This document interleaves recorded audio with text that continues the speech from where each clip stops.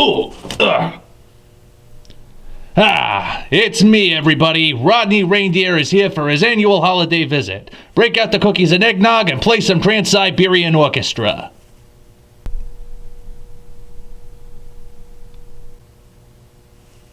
Well, where the heck is everybody? Snazzy. Just the mutant gecko I was looking for. I've been here a full 5 minutes and no one said Jack Frost to me. What gives? Where's Omni? He's over on the couch, moping. Moping?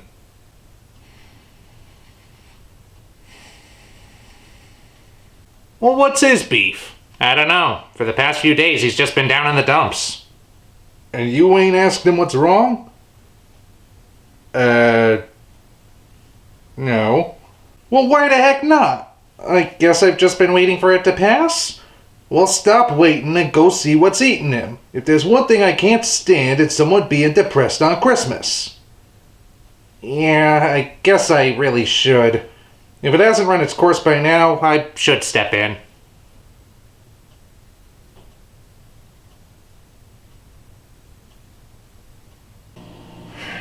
So, Omni, I don't mean to pry, but for the better part of the week you've looked like death warmed over. Is something on your mind? Anything you want to talk about? Well, Snazzy, if you must know, it's all that stuff about the Godzilla anime movies. Every new bit of news we get, I find some reason to be concerned, and I voice those concerns in my videos. Ah. Not to make light of your predicament, but so what? Because I don't like being so negative all the time is what. A person can only be pessimistic about something they love for so long before it starts to take a toll, to say nothing of the image it's probably putting forward. I wouldn't be surprised if I'm getting a reputation for being an opinionated negative Nelly with entitlement issues. The kind of guy who says he's a fan and yet never has anything positive to say. I'd much rather be excited for these movies, but, well... But if you swallow your concerns and act like nothing's bothering you, then you'd stop being honest with the audience you're building a rapport with, right? You know how much I value honesty. But if that honesty is getting people to perceive me as someone I'm not, then isn't that counterintuitive? From there, my mind has just been spiraling, and, well, I'm starting to wonder if this is even worth it anymore. Maybe you're just a little burnt out. Look, it's Christmas time, Rodney's here for his annual visit, and you can't be a good host if you're all maudlin. Why don't we all just take a moment and do something that'll take your mind off things? Well, there is an animated movie I've been meaning to check out for a while. It's called Kong, King of Atlantis. You guys want to check it out with me? I'm down for anything. I was kinda hoping for How the Grinch Stole Christmas, but you're the one in a funk. Sure, I'll give it a shot. Alright then, let's see what this movie's about. The animated movie begins at the end of the original movie, apparently, only this time there are spires rising out of the ocean to cause tsunamis. Turns out, though, that it was all a dream. Or was it? It was a nightmare. Oh, or a shaman vision. Kong, we lost you once. The miracle of science brought you back. But will you know what to do when the time comes? I feel like there's a lot of backstory I'm missing here. Is this a sequel to something? Well, technically this is spun off from an animated series where Kong was brought back through cloning. It was kinda like the TriStar Godzilla cartoon, but more grounded in fantasy than science fiction. I don't think you need to have seen the show to understand the movie, though. So, when random tar pits appear out of nowhere and this Aladdin lookalike flips a switch that turns him into energy so he can enter Kong's brain, I'm just supposed to accept that without any explanation? Do you really think the series would have said anything other than incoherent technobabble? Touché. So the guy who's drawn like a main character is Jason Jenkins. His friend, who appears to be simultaneously fat and muscular, is Eric Tannenbaum, although everyone calls him Tan, and the jungle girl on the oversized Sabretooth is Lua the Shaman. Lua has come to get Kong because of her vision, but Jason doesn't like that because we need to generate character conflict somehow. Oh, great. Then you keep your secret, and we'll keep Kong. We have a real crisis to deal with. Trust me, what I need Kong to do is more important. Uh-oh, Mom and Dad are fighting again, and if Kong sitting down is any indication, they're probably going to drag it out for a while. Well, I don't see how they can drag it out that much. Kong, Kong, Kong. Don't listen to him. The boy is totally wrong. Decide now. Decide now. Just let your shaman be your guide. I'll show you how. I stand corrected. I do see how they can drag it out. By making it a musical. Was the series No, it was not. So where did this come from? Well, don't you know, Snazzy? There's always songs in animated movies. Good grief, I certainly hope the King Kong Broadway musical flows better than this. So, after Lua insults Kong for just being a stupid clone and not the real thing, Kong decides that everyone he knows can screw themselves as he goes off to be alone. But these lizard people have other ideas. Lord Sisyphus, the snake, explains to Kong that he's from Atlantis, the realm which Kong is the rightful king of. Or rather, the original Kong would have been if he weren't dead as a doornail. But I thought he was king of Skull Island. Since when does King Kong have anything to do with Atlantis? Well, since when can some teenager fuse with Kong's psyche by turning into a science ghost? This is the plot they're going with, so better to just get used to it. Credit where credit is due, they named the real villain's lackey Sisyphus, which is a play on the word sycophant. I have a sinking feeling that's about as clever as the movie will get, though. While that's happening, Jason, Tan, Lua, and this baby cave bear are trying to shove a boulder against the arm of a sundial?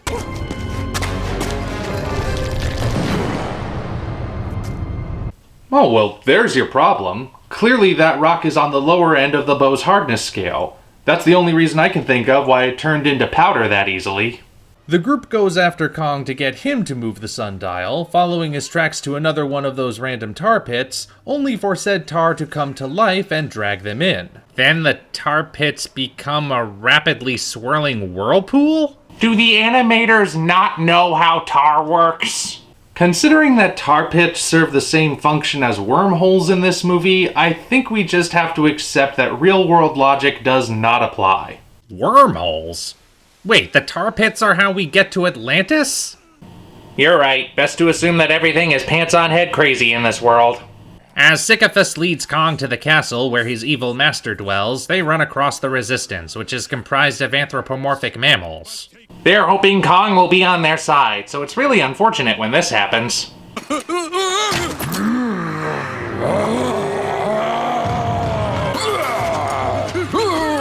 That's right, keep attacking him. That'll definitely convince him to join you.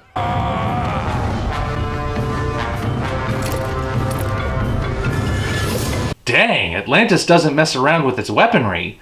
If the rebels have spears and arrows that can turn trees into exploding fireballs, imagine what the bad guys must have. They're probably loaded with wonder weapons like lasers that cause mild discoloration of the skin. So the Underdog Rebellion has handheld explosive devices while the reigning Empire has long-range lasers that can't inflict anything worse than a bruise? Either the rebels really suck at strategy or the Empire is really great at it, but either way, something is definitely backwards here. I'm confused by the rebel leader's shirt. How is it staying on? So the Resistance flees and comes across Jason, Lua, and Tan, who are just waking up. It is here that one of the Atlanteans, Zila, catches Tan's eye, and wouldn't you know it, she's the only human we ever see in the whole of Atlantis. Makes me wonder where she came from if everyone else is a furry. Must be the Marilyn Munster of the bunch. Her being a sexy blonde is probably considered a birth defect or something. It doesn't take everyone long to figure out Kong is being had by Sisyphus and his master, Queen Reptilla, so Zila leads Jason, Lua, Tan, and Baby Bear to the castle to try getting him back. Kong, meanwhile, makes his grand entrance at the palace, looking confused by the cheering crowds of lizard people. Can you blame him? Usually the reptiles he meets want to eviscerate him. If I were Kong, I'd be confused too.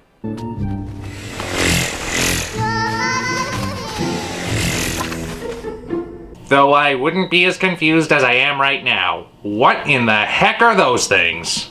Apparently they're the royal tailors come to fit Kong for his kingly attire. Of course, getting measurements doesn't take very long, and we need to pad out the runtime somehow. You know what that means.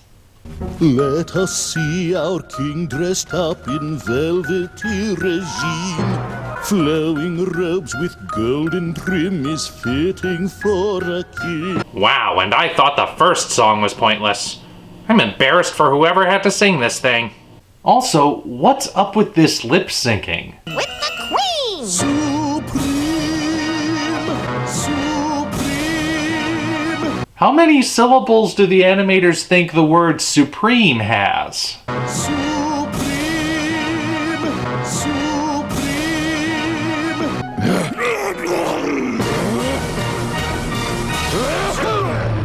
Well, whatever. At least the song is done.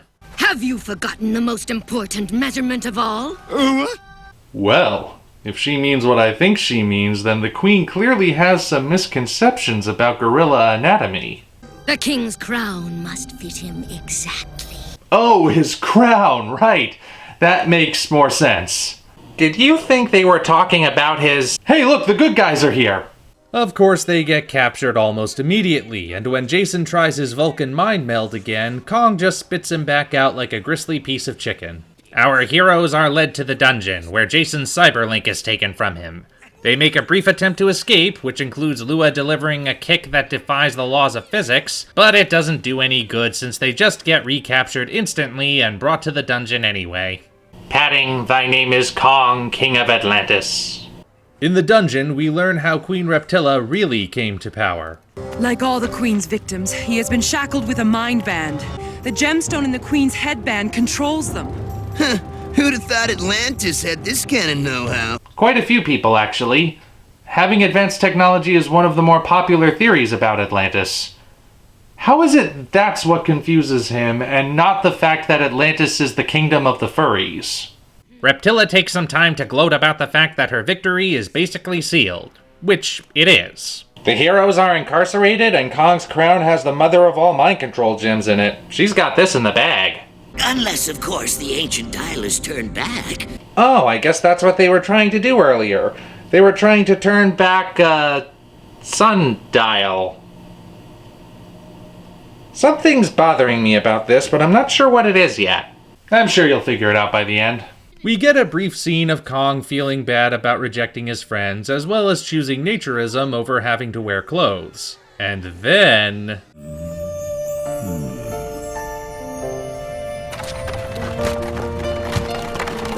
Uh-oh, I know that kind of music.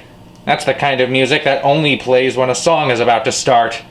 No, there can't possibly be another one! I think there is, and unless I miss my guess, this is gonna be a very special one. Can you hear my voice?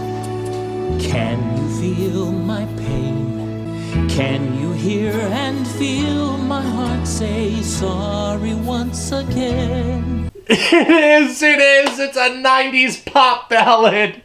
Because if there was one thing the story of King Kong was missing, it was some poor man's rendition of Somewhere Out There from An American Tale. And don't forget to watch as Jason and Lua teleport around the cage whenever the camera angle changes. Oh, this is glorious! Sheesh, I haven't been inundated with this much cheese since the last time you made pizza. Well, after that wonderful bit of schmaltz, we remember that the villain has basically won and Kong is about to be crowned King Puppet of Atlantis. There's basically no way for our heroes to win at this point without a Deus Ex Machina. I think you mean Ursa Ex Machina. Whoa, talk about timing. Thanks to the surprisingly lax security in this dungeon, our heroes escape, retrieve the cyberlink, and make their way to the entrance to help the rebel fighters storm the castle.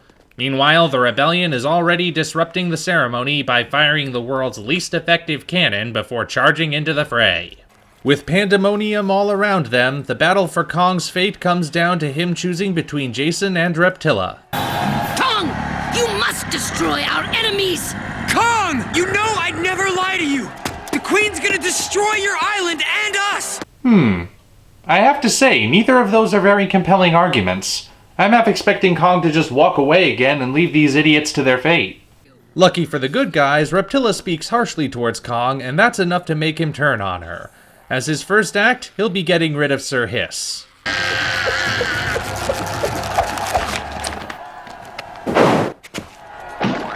Am I hearing things, or did Sisyphus really just make a splat noise against the sky? I heard it too. I guess that means he died a horrible, gruesome death with his guts splattered against the ceiling. Perfect for a kid's movie. It seems that time is running out, though, for once the eclipse is finished, Atlantis will rise and destroy Kong's island. This is your last chance, Kong. Obey me or perish with the rebels. I too believe the best battle cries should be punctuated with a burp. The battle escalates with the arrival of cyborg tyrannosaurs, prompting Jason and Kong to fuse once again. Eventually, this leads to them hulking out into Mega Kong, who's even bigger and stronger than usual. Because if you haven't accepted that the cartoon will just do whatever it wants by now, the fault lies with you. The mind control devices are broken, and now the race is on for Kong to push back the ancient sundial to prevent the rising of Atlantis. Stop! Stop the movie! Why? What's up? Now I know what's bothering me. Everything about this sundial is wrong. First of all, the arm can turn, which is ridiculous. If a sundial's arm can move, it's not a sundial, it's a clock. The arm of a sundial is supposed to be stationary, as it's supposed to tell time by casting a shadow in the sunlight. But this sundial can't perform that function because it's in a cave, a place where sunlight will never reach it. This movie completely missed the point of one of the most basic inventions in history. What does Kong pushing it back actually do? Is he reversing the eclipse? Is he turning back time? Is Atlantis just on a giant Archimedes screw and this is the lever to raise and lower it? Well, Snazzy, it's a bit like the baseball bat I use when I'm feeling constipated. How so? It beats the crap out of me. However it works, and all the residents of Kong's Island escape Atlantis. First, though, Tan and Zila share a heartfelt goodbye. This is the hardest thing I'll ever do. Farewell, my brave warrior. Oh, that was priceless. More bittersweet departures need to be punctuated by someone getting tackled out of nowhere. Sounds like the voice actor officially stopped caring. And thus the movie ends with Kong having learned that he doesn't have to answer to anyone, because he's a strong, independent gorilla who don't need no humans.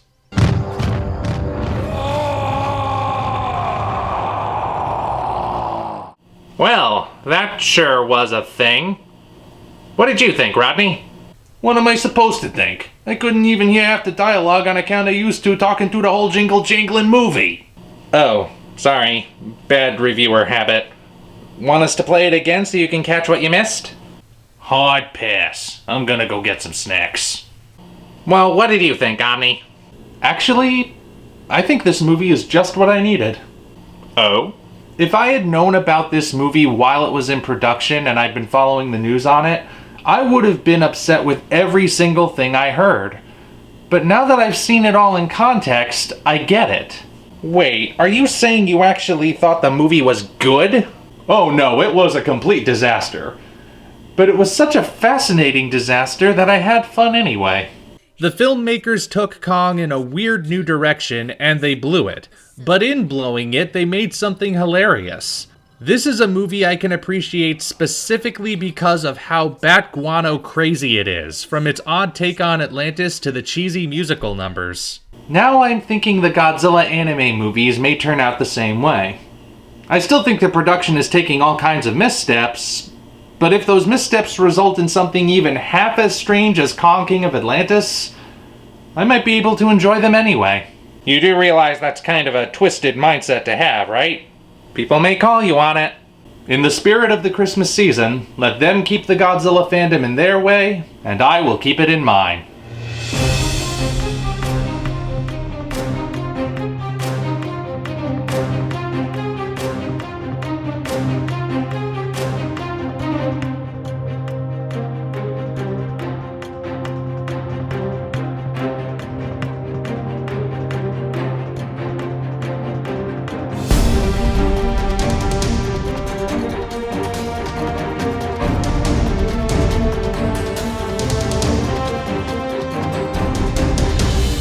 You know, personally, I'm looking forward to seeing how they incorporate the King Kong Broadway musical into the Macy's Thanksgiving Day Parade. That'll be a sight to see.